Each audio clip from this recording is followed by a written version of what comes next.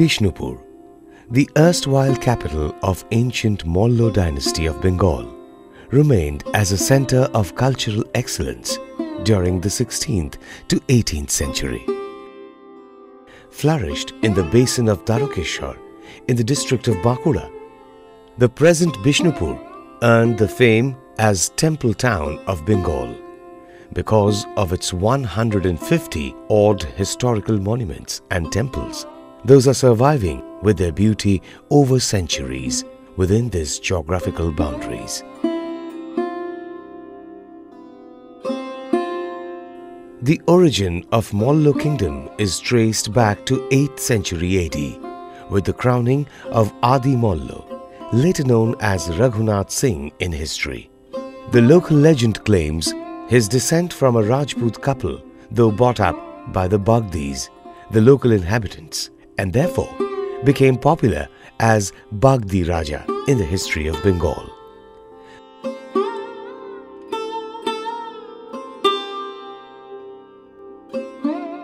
The history of Bishnupur began with Jagat Mollo, who shifted the capital from Pradumnapur to Bishnupur and established the temple of the goddess Mrinmoyi in 997 AD. Bishnupur flourished as an important seat of cultural excellence of Bengal under the patronage of Bir Hambir, the 49th king of the Mollo dynasty. He embraced Vaishnavism under the influence of Srinivas Acharya, the great disciple of Srijiv Goswami of Vrindavan.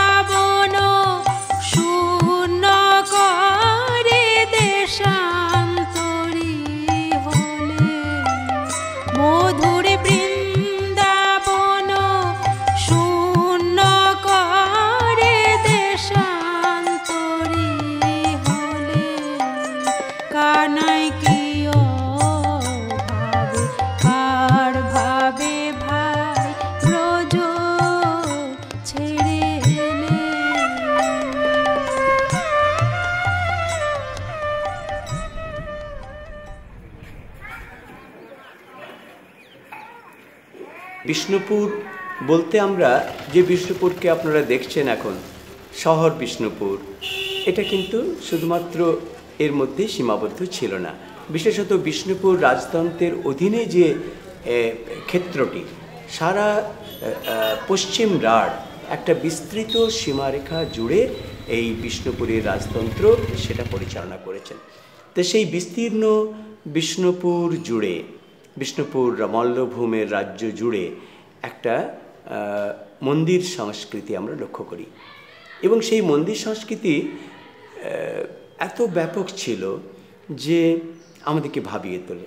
কেন এত মন্দির, কেন এত দেবার্চনার জন্য এত আকুতি, কেন শাসকরা নিজেদের থাকার সুন্দর প্রাসাদ না বানিয়ে সুন্দর সুন্দর মন্দির নির্মাণ করছেন? It is said that after embracing Vaishnavism, Bir Hambir accompanied Acharya Srinivas to Vrindavan, the then seat of the Gauriya Vaishnavism. Seeing the beautiful city of Vrindavan, the king wished to settle down there. But Srinivas asked him to return to his own kingdom and construct 108 temples dedicated to Lord Krishna. It was the historical breakthrough which insists Bir Hambir to build Vishnu temples. In the following periods, a number of Vishnu temples were built at Bishnupur by different kings. Bishnupur thus became the temple city of Bengal. সাধারণত বাংলায় আমরা 3 ধরনের মন্দির দেখতে পাই, এবং তার একটা হচ্ছে কিছুটা চালা ধরনের, যেখানে বাংলার যে খড়ো চালগুলিতে যেভাবে দোচালা করা হতো ঠিক সেই প্যাটার্নটা কিন্তু নেওয়া হয়েছে। এই দোচালা, 4 চালা, 8 চালা এগুলোই একসময় মন্দির স্থাপত্যকে প্রভাবিত করেছে।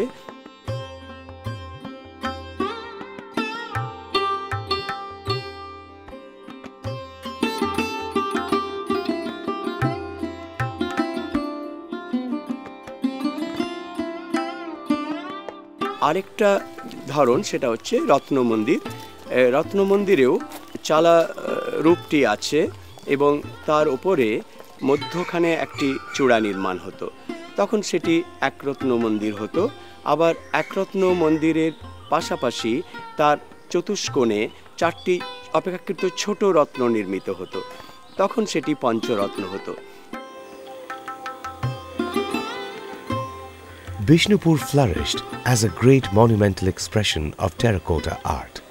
Its temples represent the elements of Bengal, Odisha, and of Islamic architecture. Terracotta brick as well as coarse-grained laterite stone used as raw materials. The structures of the temples manifest the technical skill of the artisans. The temples of Shamrai, Jorbangla, Madan Mohan contain the richest collection of terracotta plaques in Bengal. Perhaps the artisan guilds were involved in designing and building of these temples under Mollu kings. আমরা বাংলার অন্যান্য স্থানের যে terracotta ওয়ার্কের মন্দির গাত্রে যে পোড়ামাটির শিল্প অলঙ্করণ দেখি, সেখানে সাধারণত চেষ্টা করা হয় দৃশ্যমান অংশটাকেই আমরা অলঙ্করণের জন্য গুরুত্ব দিই। কিন্তু আমরা দেখতে পাই যে শ্যামরায়ের মন্দিরের প্রতিটি অংশ, এমনকি যেটা আমাদের সাধারণ দৃষ্টির আড়ালে রয়ে যাচ্ছে, সেটিকেও বাদ দেওয়া হয়নি। অর্থাৎ এর আপাদ মস্তক মুড়ে দেওয়া হয়েছে পোড়ামাটির নিপুণ অলঙ্করণে। এবং আমরা অত্যন্ত গর্বের সঙ্গেই বলতে পারি যে পশ্চিমবঙ্গে এত উচ্চ মানের পোড়ামাটির অলঙ্করণ আর দ্বিতীয় নেই।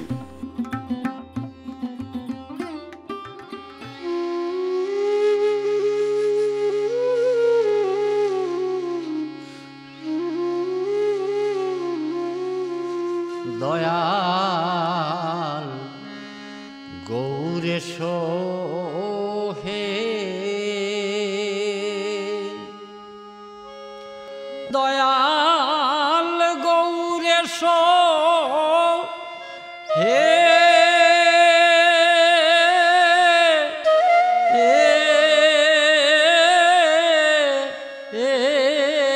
আমার নিতাই এসো হে,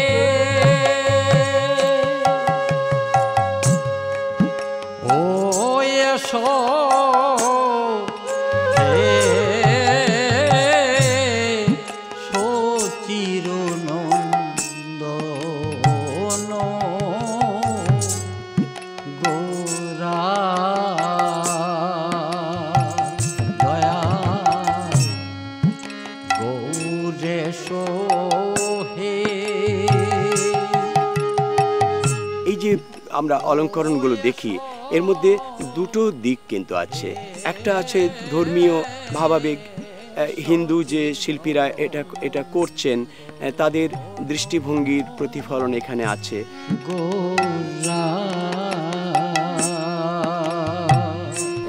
প্রধানত পৌরাণিক কাহিনীর অনেক ছড়াছড়ি আছে। দেখতে পাই রাধা কৃষ্ণের লীলা বিষয়ক পটগুলি। ভাই গৌরনিতাই দ্বিজমণি দ্বিজরাজে, গৌরাঙ্গ এখানে একটা মুখ্য ভূমিকা পালন করছেন। গৌরাঙ্গের যে অচিন্ত্য ভেদাভেদ দর্শনের কথা আমরা বলি, অর্থাৎ ঈশ্বর সম্পর্কে তার যে কনসেপ্ট যে তিনি এক এবং তিনি আবার বহু, এই যে একবার তাকে এক রূপে যখন দেখা হচ্ছে তখন হয়তো Krishna is one and ultimate, আবার যখন দেখা যাচ্ছে কৃষ্ণ বহু গোপীর সাথে একসাথে লীলা করছেন, তখন তিনি অনেক হয়ে উঠছেন।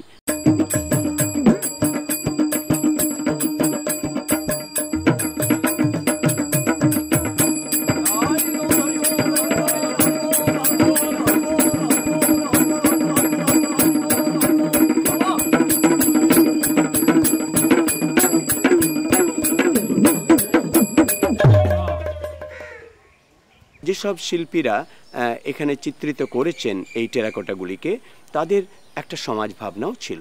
সেই সমাজ ভাবনাতে আমরা দেখতে পাই সেখানে যেমন শিকারের দৃশ্য ছিল, আমরা দেখতে পাই সেখানে ভ্রমণ অর্থাৎ জলপথে ভ্রমণ, মল্লযুদ্ধ বা মল্ল ক্রীড়া বলতে পারি, সেসব করতো, তার একটা প্রতিফলন এর মধ্যে এসেছে। এছাড়া আমাদের পুরাণের বহু জিনিস, যেমন শিবের বিবাহ, যেমন বিভিন্ন রকমের অসুরবদের কাহিনী, আমাদের পুরাণে যেগুলো অত্যন্ত স্পর্শকাতর যেসব ঘটনা, তার প্রতিফলনও কিন্তু এইসব আমাদের টেরাকোটা ফলকগুলির মধ্যে পাই। বিষ্ণুপুরের যে জোড়বাংলা রণতরী, জোড়বাংলা 3টে রণতরীর যুদ্ধ হচ্ছে, এই যে পর্তুগিজ রণতরী, এই পর্তুগিজ যুদ্ধের সমসাময়িক মগধসূদের সঙ্গে এদের একটা শেষ যুদ্ধ হয়। সেই যুদ্ধটা হয় কলকাতার কাছাকাছি ভাগীরথীর ফিরে। During the late medieval and early modern periods, Vaishnava Bhakti cult spread across the western, northern and eastern parts of India. After the demise of Chaitanya, Gauriya Vaishnavism took a lead and Vrindavan became the seat of the doctrine. It was Srinivasa Acharya through whom Gauriya Vaishnavism got a foothold in Bishnupur under the devotional patronage of the Mollo kings. Bishnupur flourished as a prominent cultural center of eastern India.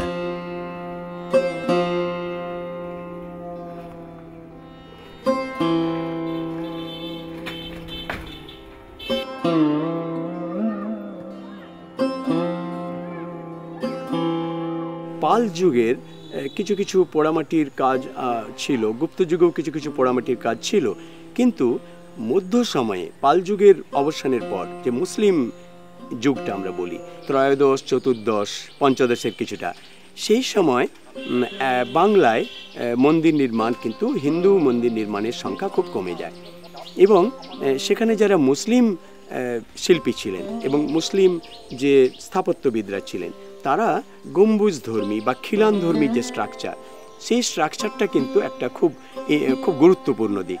একটা গম্বুজ তৈরির বা খিলান তৈরির যে কৃতকৌশল, সেটা কিন্তু আমাদের এই মন্দিরগুলির ক্ষেত্রেও হিন্দু যে স্থপতিরা তারা অ্যাকচুয়ালি ধার করেছেন এই মুসলিম স্থপতিদের কাছে। এই আর্কিটেকচারকে লক্ষ্য করলে বেশ বোঝা যায় এর অধিকাংশটা হচ্ছে মুঘল আর্কিটেকচার। ঠিক এরই পূর্বের আর্কিটেকচার যদি দেখতে হয়, সেটা দেখতে হয় গৌড় পাণ্ডুয়াতে, সেটা কিন্তু আফগান আমলের। এর আফগান আমলের যে আর্কিটেকচার, তার মধ্যে টেরাকোটার কাজও আছে, পার্সিয়ান টাইলসের কাজও আছে, সব কিছুই আছে। কিন্তু এরই মধ্যে তাঁতিপাড়া মসজিদ দেখলেই বোঝা যায় সেখানে টেরাকোটার কাজটা কত ফ্লারিশিং। তারপরে কিন্তু এরা বোধহয় অ্যাডাপ্ট করেছে এটা। এই যে তারা মসজিদের গাত্রে পোড়ামাটির অলঙ্করণ দেখলেন, এবং ওই মুসলিম যে পোড়ামাটির অলঙ্করণ শিল্পীরা, তারা একটা সীমাবদ্ধতায় ভুগতেন, কারণ এদের ধর্মীয় অনুশাসন অনুযায়ী কোনো নারী মূর্তি বা দেবদেবীর মূর্তি তো নয়ই, এমনকি মানবীর মূর্তিও বা পশু পাখির মূর্তিও আঁকা নিষিদ্ধ ছিল। স্বাভাবিকভাবে এখানের মসজিদগুলিতে শুধুমাত্র জ্যামিতিক নকশা এবং ফুলকারি নকশা আঁকা হতো। আমরা দেখতে পাই আমাদের মন্দিরেও আমরা লক্ষ্য করব, দেখবেন গর্ভগৃহ যেটা, সেই গর্ভগৃহে একটা বেদি রাখার এখানে আছে প্রচলন ছিল, আর সেই বেদির কাছে দেয়াল গাত্রে একটা কুলুঙ্গি রাখা হতো। অনেক সময় দেব বিগ্রহ হয় আমাদের যে বেদি স্থাপন করা হতো তাতে, অথবা কুলুঙ্গিতে রাখা হতো। এই কুলুঙ্গির চারপাশ অদ্ভুত সুন্দর একটা ফুলকারি নকশা দিয়ে অলঙ্করণ করা হতো। এই অলঙ্করণটাতে পণ্ডিতরা বলছেন যে মসজিদের অলঙ্করণের সঙ্গে এর একটা সাযুজ্য আছে। Decorations of the temples typically display a lively, flowing and rhythmic style, using mostly stories of Krishna Leela, Ramayana and Mahabharata, as well as the life of the kings and the local people. Plaques of the temples were an outgrowth of Muslim terracotta decoration, common at that time. Facades of the temples were generally divided into panels by vertical, horizontal and carved bands.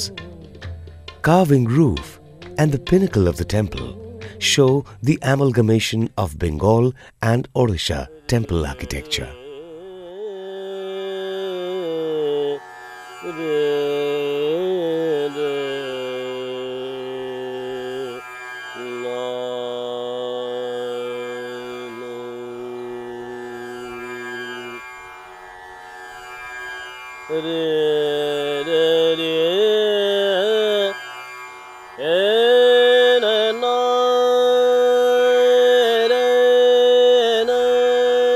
During the rule of Aurangzeb in the 17th century, many musicians had been shifted to different parts of India. Bahadur Khan, the famous Senia Gharana singer of the Mughal court, moved to the court of the Mollo kings. The king, Raghunath Singh Dev too, accepted him with great honor as his court singer. Through his disciples, Pandit Godadhar Chakraborty and Pandit Ramshankar Bhattacharya, the unique style of Bishnupur Gharana of music was created.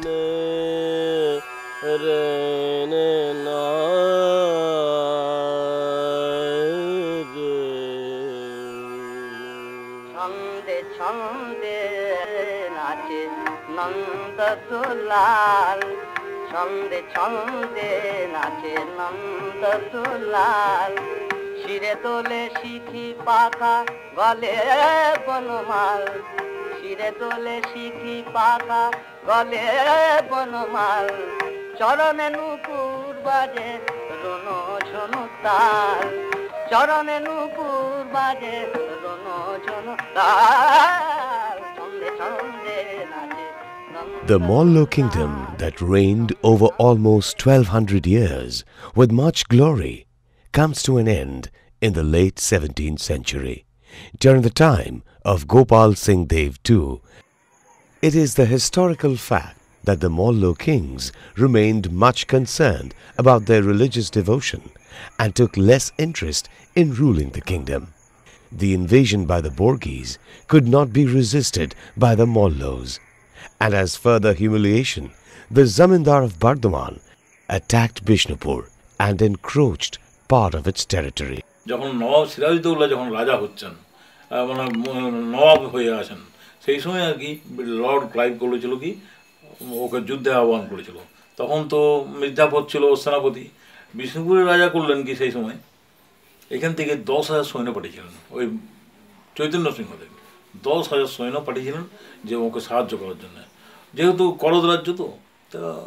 কিন্তু ওখানে লোককে ওই যে বর্ধমান রাজাকে বলে দিয়েছিল Lord Clive যে তুমি যদি ওকে আটকে দিতে পারো তাহলে তোমাকে এই করবো, তোমাকে আমার মানে নিষ্কর জমি দান করবো। উনি কিন্তু করেছিলেন কি বর্ধমানের দামোদরের ঘাটে সমস্ত বোটগুলো সরিয়ে নিয়েছিলেন, যত সব বাজরা ছিল, এরা যেতে পারছে না। ওইরকম করে 1 মাস একটা ধরুন 10,000 সৈন্য খাওয়া দাওয়া তাদের যে খরচ সেটা বহন করতে হচ্ছে রাজাকে। রাজার কিচ্ছু কোনো উপায় নেই।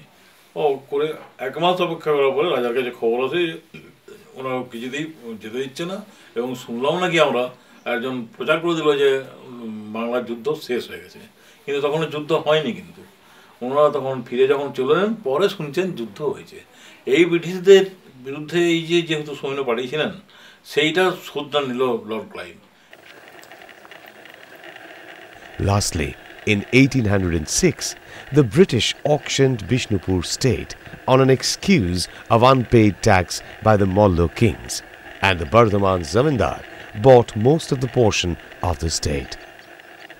the glorious sun of the most ancient dynasty of Bengal, sunk down. But creativity is immortal, so is devotion. Even after ages, the sands of time couldn't fade away the fragrance of that beautiful and glorious era that flows over centuries and travels through time to reach us and vouch for the eternal truth of beauty beyond times.